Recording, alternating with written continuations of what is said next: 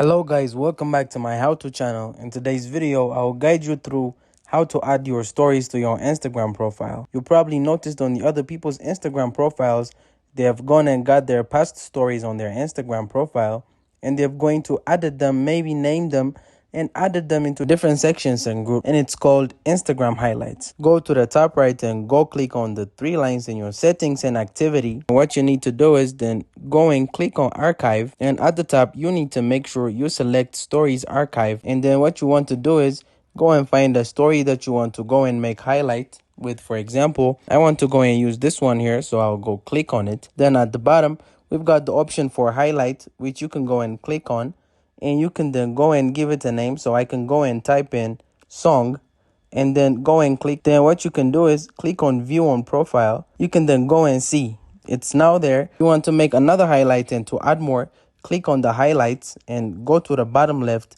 and then click on more and then click on edit highlight. And what you can then do is select stories and you can choose more stories you want to go and add to highlight. It's super simple. If you find this useful, don't forget to like and subscribe to my how-to channel.